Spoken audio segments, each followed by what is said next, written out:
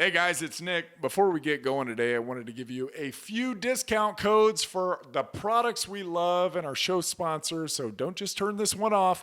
If you're listening to this podcast, we at Hardwick Life want to reward you for your loyalty. So take 25% off of your order by using the code HardwickFF25, because after this long, we consider you friends and family.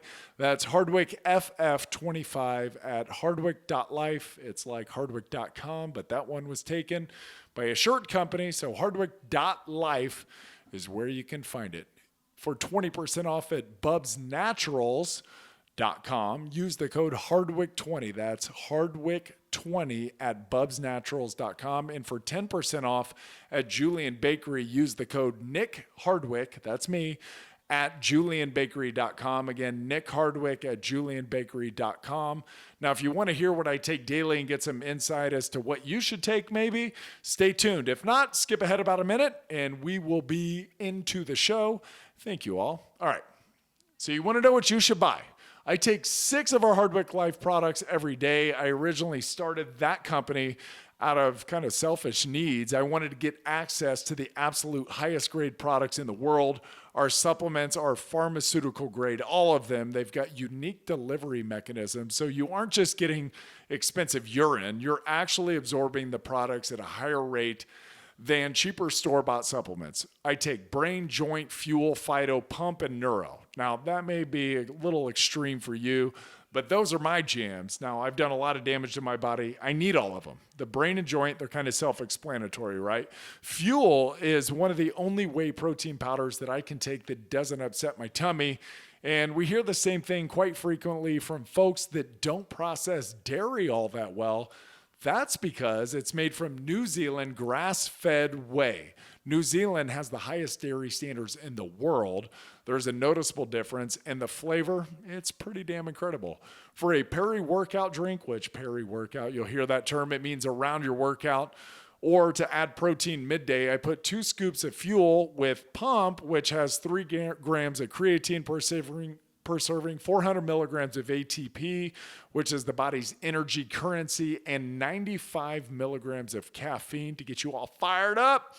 All of those, they allow you to do more work in the gym, getting better results. More work equals better results. Who would have thought? Seriously, you can work harder and have a lower rate of perceived exertion. And I like to add in phyto, which has all of the necessary nutrients, vitamins, and minerals, along with this patented formula called True Brock, which contains glucoraphanin, which researchers at MIT are calling the fountain of youth. And lastly, I take neuro about an hour before bed. Dr. Andrew Huberman, a Stanford neuroscientist, host of the Huberman Lab podcast and recent guest with Joe Rogan. I'm sure some of you listen to that guy. He's pretty awesome. Recommended in our 3rd episode ever, we got him before he blew up, magnesium L-threonate, as it's the only form of magnesium to cross the blood-brain barrier. And it increases levels of brain magnesium, and that leads to better cognition and a more robust memory. That's important. It also has a slight sedative effect to help you get to sleep. All right, I'm not going to bore you with more details. Get over to Hardwick Life and use the code HardwickFF25 for 25% off. Now, you guys that have been following me for a while now know that I've used Bubs Naturals since the company's inception. I don't know. I may be their first ever ambassador. I know there's a lot of bigger names now that are promoting Bubs. The company is blown up and is thriving because many folks like me understand how great their product is. I take 2 scoops of their collagen protein and 1 scoop of the MCT oil powder daily with my morning coffee. Try it once, you're going to be hooked. It's unbelievably creamy. The collagen is also really a great way to sneak some protein into your kids' lives too. It's unflavored, so you can add it into pancakes, oatmeal, mac and cheese, or juice, and they're not going to notice a thing. Use the code Hardwick20 for 20% off. Lastly, before we get to the show, I want to tell you about my friends at Julian Bakery. This company, they've really got their act together. I believe most people could use more protein in their lives. It's got a very positive effect on satiety, brain signaling, and maintaining a healthy body weight. I recommend 1 gram of protein per pound of body weight. Please don't listen to Zac Efron's trainer who on their show falsely ties too much protein to kidney failure and loss of bone density. And certainly don't go to the Game Changers propaganda documentary on Netflix for your science. Neither of these use actual science. There's a lot of kooks out there, folks. We're going to keep fighting the good fight. I love a variety of protein. Obviously, I've told you about our whey protein, Bubs Collagen Protein. And Julian Bakery's specialty, in my opinion, is their egg white protein powder. They come in ridiculous flavors like pumpkin pie, coconut, maple glazed donut. They blend easily. They're a great addition in the middle of the day. Use the code Nick Hardwick for 10% off. That's Nick Hardwick for 10% off. All right, that's enough. Let's get you back to the show. Love y'all. Now we be rolling. I've got the power. Well, I got to pull up your post. I've got the power. I got to pull up your post. Here we go. Jayme.Hardwick. Where you at? Oh, yeah. Hey, welcome to the Hardwick Life podcast with your host and other host, Nick and Jayme Hardwick. Hardwick and Hardwick. Hardwick and Hardwick. We're the Hardwicks. Hi, how are you? Thanks for joining us. Just a couple of average humans doing a super average podcast, and we hope you get something out of this. Okay, we're going to start with this because I thought this was a cool post that you had recently, and you took this from Kill the Ego tweet. Yes. And you reposted it, which obviously it's been weighing on your mind. That's why you reposted it. And I love this. It says this: I just saw a post I didn't agree with. I didn't get offended. I didn't comment. I didn't feel the need to change their mind. I still like that person. I just went on with my day. Well, no shit, huh? You can do that? It's novel. You can do that. It's possible. You don't like something, you just keep scrolling. Your thumb keeps moving. Oh. And your life doesn't change. Really? I swear. Yeah, you got over it? Done. You got over somebody's post. I don't know how you could do that. So here's the deal. Here's why it really resonated with me is for whatever reason, leading up to, I want to say 2020, I never knew anyone's political affiliation. Nope. I didn't care. Didn't want to know. Don't care. Don't give a shit. I love so many people that, are Democrats. I love Republicans, and I love everything in between. I voted both ways. So thankfully, you love both Republicans and Democrats. Monty, do an edit. He goes both ways. I go both ways. Yeah. Yep. I swing from both sides of the plate, Monty. Totally. You voted one way, you voted another. Shit. I tend to live sort of in that gray area where I'm socially, I lean, Democratic, fiscally, a little more Republican. If I like a candidate, cool. If I don't, cool. And that's how I've always been. I'm not super staunch in either direction. For whatever reason, COVID and Trump and elections and Black Lives Matter and all of the shit we've dealt with in 2020 has made you have to declare where you are, draw your line in the sand, and say, this is what I'm doing. On everything. On everything. On everything. No, I don't eat bananas. I do fucking bananas, and their potassium levels will drive you through the roof. Right? It's stupid shit. Yeah. It's stupid shit. And I'm just done. I'm done. Obviously, everybody has an opinion. Opinions are like assholes, right? We all have one. It's not a big deal. I have mine. You have yours. People out there have theirs. We don't always agree with each other, by the way. No, and it's fun to sit at the breakfast table. Well, I'm going to cancel your ass. With a cup of coffee. You're getting fucking canceled. No, tell me why you think that. I think for a long time, you were super anti-masker and really angry about the kids wearing masks. Uh-huh. I'm sort of more a rule follower. And I think we've talked about it, and we've both come to realize, compared to other places, if the kids wear a mask on for, some of the day, with some perspective, it's fine. We're all going to survive. It's just so COVID even, we've had different perspectives. Yeah. At first, you were sort of anti-vax. A little bit, yeah. And and I think you've because I didn't feel like I needed it. Right. I'm healthy. What the hell am I going to do the vaccine for? And you've come around. But that's it. So you and I in a marriage have different opinions. And we can talk about it. We can disagree. Mm-hmm. I don't really need to. And we can still love each other. Yes. And if you always want to disagree with me, I'm good with it. And by the way, trying to convince somebody of something, it doesn't really work. Trying to tell somebody why they're wrong and you're right doesn't work. Because you know what happens? We're competitive fucking people. Everybody's got this gene in them. It's I'm right, you're wrong. Right. So what works better than that is showing them. Instead of telling them, show them. You know, if you're really right, then the results will bear out. From whatever path you're taking, the results will bear out, right? Or ask good enough questions of that other person that they can get their head around a different concept, perhaps. Yeah. So I'm going to But use telling and shouting and screaming and statements and, you know, commenting on posts and all this. and then it's canceling not- people because Yeah, they ugh. don't feel the way you feel. Fuck you, cancel I'm culture. done with it. Fuck you. I'm done. So Fucking get away over from you. political issues because I don't love diving into there. Take an issue such as dieting. So I have people on that I follow that I love dearly that are staunch keto people. Oh my God. They're like, carbs are bad. This is how I eat. Again, till I'm blue in the face, I can be like, bananas are not bad. Apples, in my opinion, are not bad. Don't tell Tim Tebow that. Well, but okay, here's the thing. I don't care to convince Tim Tebow. Tim Tebow looks great. He does look great. It works for him. Whatever He's a works. handsome man. Yeah. He's doing his thing. He has, for whatever reason, that dogmatic approach for him works. Yeah. And he's been able to control his body weight. Looks great. Looks good, can perform, do all the Can't things. block to save his life. Why do I care if he's not eating carbs? I can do my thing. I can eat carbs and be happy. Right. and- What does it matter? But what does it? But What this does is it what I'm matter? saying is everyone. So there's keto, there's vegan, there's paleo, and it's like I have to convince him that he's wrong and I'm right. But why? If you're happy, you're healthy, You're doing it going right. about your business. You're right. That's correct for you. Yes. And we don't all have to feel the same way. So, anyways, It's so funny, by the way. It's like the most powerful tool. And I give the kids this one is like if they're in a disagreement with somebody, it really fucks somebody up if you tell them they're right.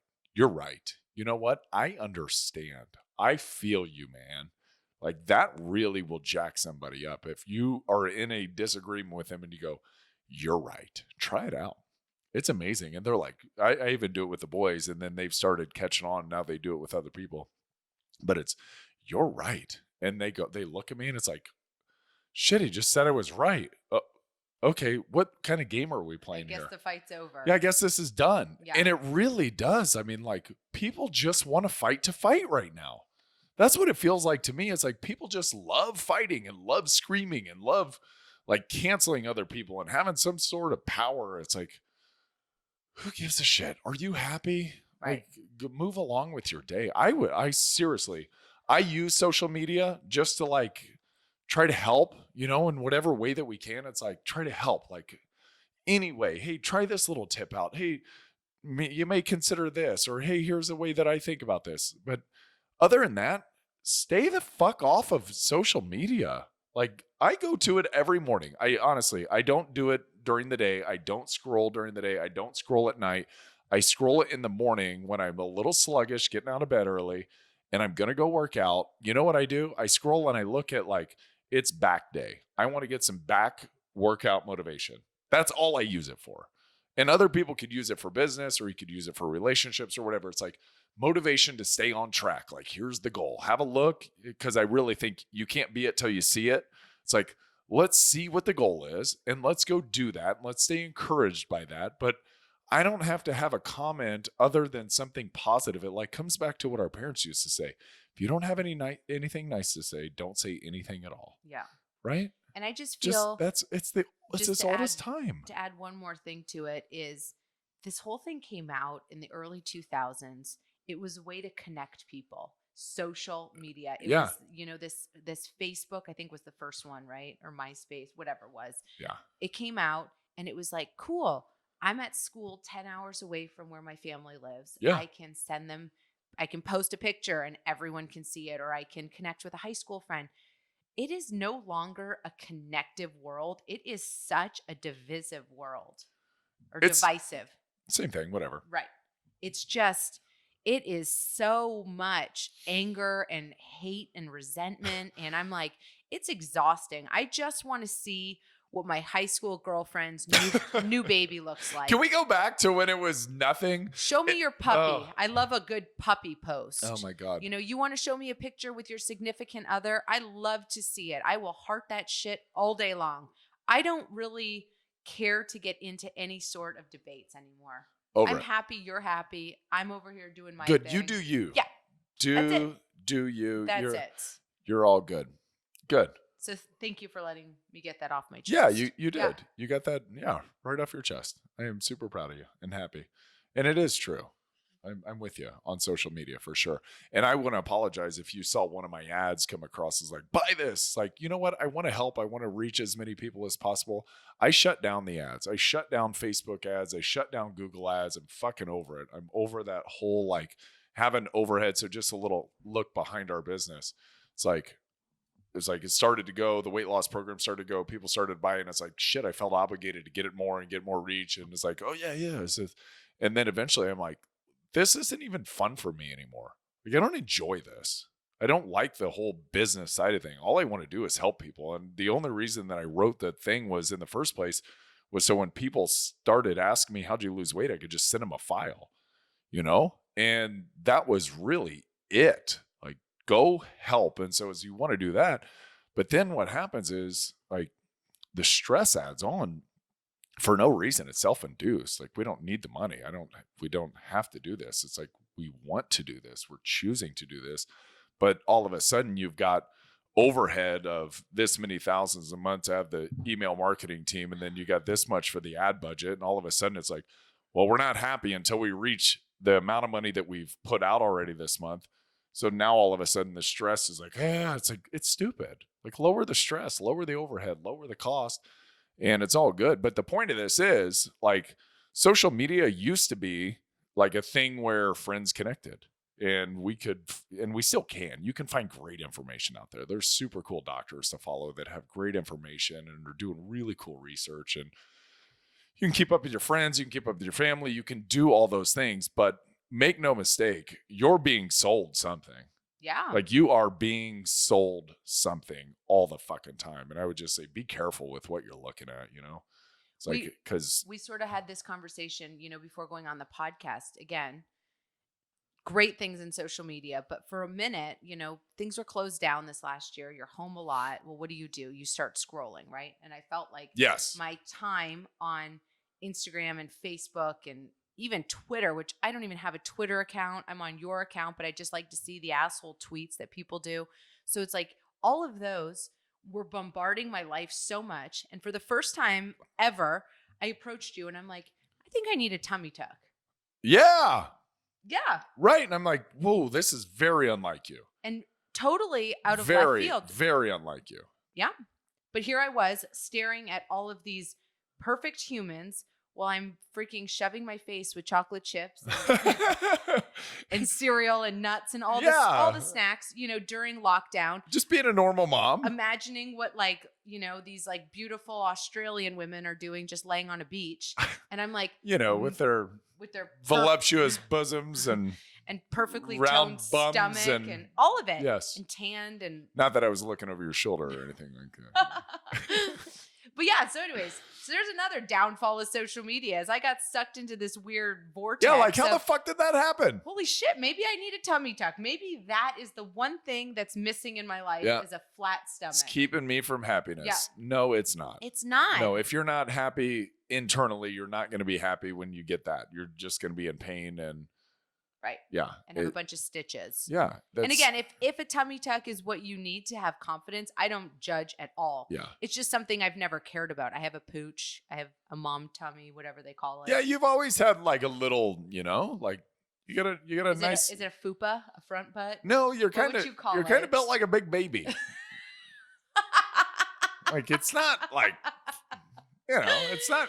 Sticks out in the front, it sticks out in the back. Yeah, you're right. The way you carry your body is just like, that's your shape, and it's cute.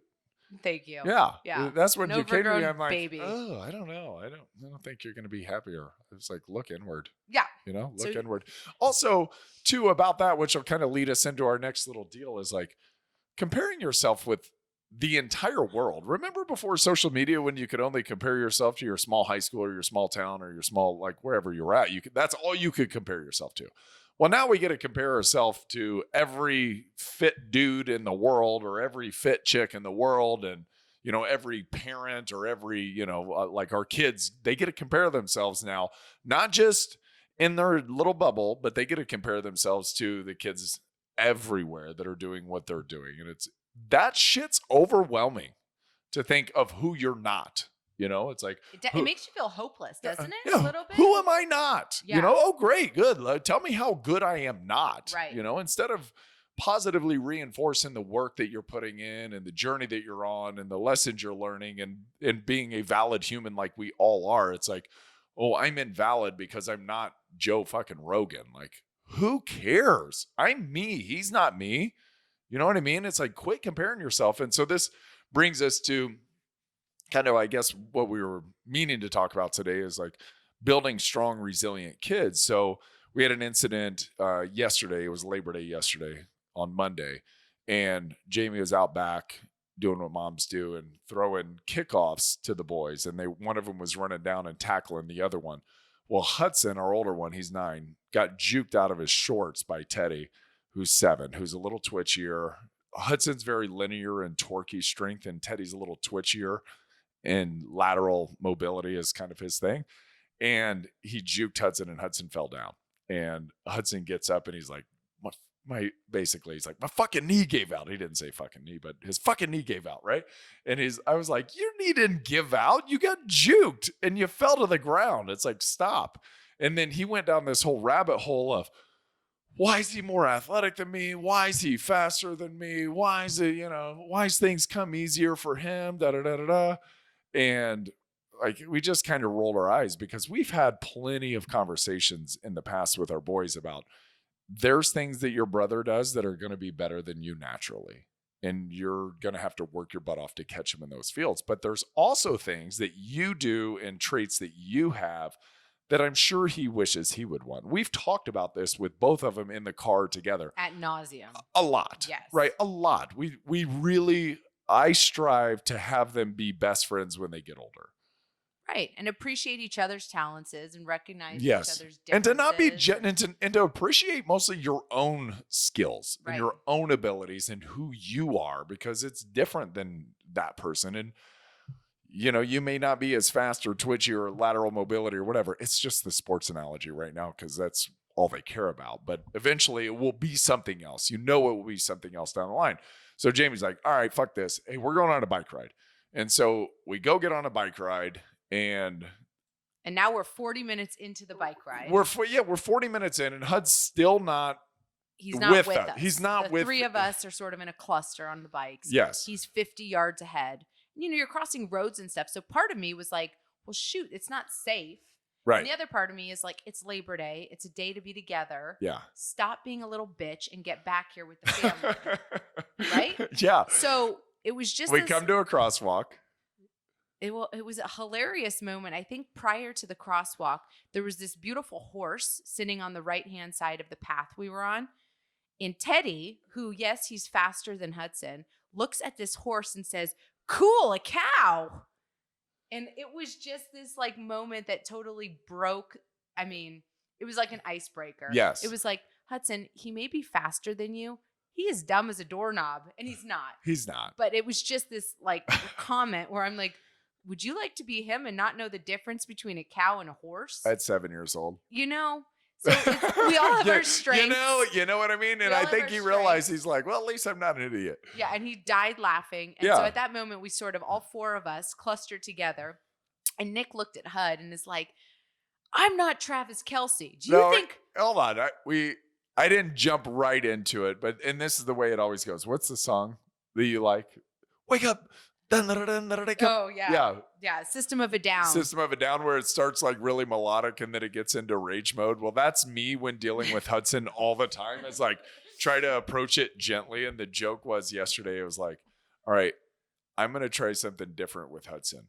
And this was before we even went on the bike ride. And I said, I'm not going to start off like System of a Down. I'm going to just start off in heavy metal mode. And my line was, get your fucking shit together. I'm tired of being your cheerleader. Like, at some point, you've got to pick your ass up and be stronger than this. And so when we finally stopped and had the powwow huddle, it was like, by the horse, cow. By the horse, cow. / cow. It was time for the Lombardi speech to come out. And I was like, was like, dude, you got to get over it, man. You're you, he's him. I was like, you think I wish I was fucking Travis Kelce? Yeah, I do. You know what? I wish I could run and jump and catch like that. I wish I made as much money as him. I wish I was as good looking as him, but I'm fucking not, right? And I was like, I'm me. And there's some really cool things about me. And I made the most of what I had and my skills, and I'm still doing that. And it was like, get over your shit, you know, and no uncertain. That was basically the language I used, because there's times when a little hot sauce in the language for me drives the point home. So sorry, I cuss at my kids at times, and I do yell at them. Yes. But it was right at that moment that our two neighbors happened to be on the exact Yes. same bike path as fuck. us. Right as Nick is hands in the air, getting all System of a Down. Right on when they them. came by, I was like, you don't think I wish I was Travis fucking Kelce? And there goes our neighbors. And like, they just sort of man. like waved, like, do we stop? Do we It's like, go? Don't mind us, guys. We're doing okay. Yeah, don't you mind us. But here's like, okay, so every psychology book, every parenting book would be like, you can't do that. You're scarring your kids. And in my head, I'm like, if you don't do that, you're fucking your kids up. If you let them off the hook and you let them pout and mope around and do all that, and you don't like straighten them up and be like, dude, you've got to get your shit together. I'm not going to be around you your entire life to cheerlead you, to pick you up. You need to do that yourself. And I really do believe like building tough kids, building strong kids, building resilient kids, because we talked about mental health last week. We talked about I was suicidal 7 years ago, right? And it's like, but the other side of that is, and I do believe you have to honor mental health. That is very true. We know more about it now. We are aware of it now. We talk about it more now. I've had so many people reach out to me since that. It's like, dude, thank you for saying that. I'm a Navy SEAL. I did this. I did that. Like, thank you for saying that, because it does kind of lessen the stigma around it, right? And it's like, it's normal. It's normal, people. By the way, one stat on that is 90% of humans have thought about killing themselves. 50% have put a plan into place. Wow. So staggering numbers, right? So it is normal to feel that way, to have those kind of thoughts. However, I think as the pendulum swings, right? You can't let it go too far to always being concerned about feelings, emotions, thoughts, like going the other way and not doing anything on the front end to build tough, hard, resilient people. And that to me is going to be gone when this generation of kids grows up, because of we're paying so much mind to the back end of mental health. We're not doing anything on the front end of mental health, which starts for me with physical health, taking care of your body, being disciplined, eating good foods, exercising, all that. It starts right there. But then like so much of like your parents were hard on you. They pushed you. My dad pushed me. I'm thankful, incredibly thankful that he pushed me. And I'm thankful that I had coaches that when I was done listening to dad, that they pushed me even harder than he could. And they grabbed my face mask and they told me to get my shit together and get this group going, right? It's like that kind of stuff is like, yeah, come on, you can do this. But with the kids, I do feel like they need tough love. They need to be told sometimes, you know, new parenting will say, well, let the kids lead. And yeah, I agree to a point. Like, if they don't want to play football, don't put them in football, you know? But they have to do something. I can't just, no, Dad, I'd rather just stay home and do nothing. Well, that's not a fucking option, pal. I hate to tell you, that is not an option. We need a goal. We're working to achieve something. So let them lead to a point. But then at a point, it's like, well, you heard me yesterday when they went to train and they came back after an hour and I was like, drink that protein shake. And Teddy goes, I don't want it. And I go, I don't care what you want. You need it. You know, it's like, it's not what you want. It's what you need. I'm giving you what you need right now as a parent to a child. I'm putting you in the best position for you to succeed. And don't act like your little 9-year-old or 7-year-old ass has any idea what you're talking about. I'll give you what you need. I don't know if you agree with that. All right. No, I mean, I'm here. But still here. And I'm hard on them too. You are. Yes. But I think too, like the reason family units are the way they are, and there's two of us, is it's always a good cop, bad cop. So you go on your tangents and you give the, you know, speeches you do. Yes. And that's when I can call them over and be like, come on, boys. But we love you regardless. Yes. And vice versa. And you do the same thing. And I do the same. They'll get done. Like my biggest thing is when we go to a sporting event of theirs, and I don't care if they're ever good at anything. I just want to see them work hard. Hustle and effort, That's it. man. Just Hustle, try effort, hard. focus. Don't waste our time and not. So they'll, and again, they're kids. They go and they half-ass it. And so we're in the car on the way home and it's like, damn it, you wasted our time. We're all sitting there watching you give half-assed effort. And then that'll be the time you come in and be like, but I understand you might have been tired and maybe we kept you out too. You know what I mean? Yeah. And it is. Yeah, It's a maybe, balance yeah. and it's a tether system, I think. And then it's a funny thing, and this is actually a Jocko thing, is like extreme ownership when you're like, my bad. That's my bad. Yeah. We let you stay up too late. We didn't give you the right food or something like that. Then they'll go, no, I could have done better. Right. I could have done more. Right. Which is, I could have given better effort. Or sometimes you're like, you wasted our time and then I blow up. Right. It's like, we've had that. And Nick's, I'm like, look, I'm going to talk to them. You be the good guy. Oh, yeah. And here Nick's I like, am okay, going, I'm going to be quiet. Oh yeah. Okay. Got it. Okay. So Yep, I'm that's going off and I'm like, That's okay, right. ready? You're coming in, good cop. And then Nick's like, your mother's fucking right. And he gets all like screamo. Wake up. Gosh. Oh. Anyways, we're doing the best we can. We're not perfect. Our kids are certainly not perfect. Oh my God, no. We make mistakes every day. No. And I apologize to the Fosters as they drove by yesterday, hearing the F-bomb drop. I'd like to on a apologize bike. to absolutely no one. That's who I'm going to apologize. And I'm unabashed about being hard on my own kids. And we're going to have some issues later. I realize that. But I would rather have issues, and we talked about this yesterday. I would rather have issues of me being too hard on them now than being too soft on them now. And them not reaching their potential because they weren't given a little extra boost, or I wasn't willing to have tough conversations with them, or we weren't willing as a family to get uncomfortable and be real honest with each other. And I would much rather be real honest with these kids now and mold them in their minds, mold their thought process now, because it's really, really challenging to do it when you're older. Well said. I Okay. agree. All right. Yeah. Love you. Love you. Thanks. Good talking. Oh, yeah. Yeah. We'll continue this conversation off air. I'm sure. Yeah. Thanks, guys. Thanks. Love you. Bye. Good luck.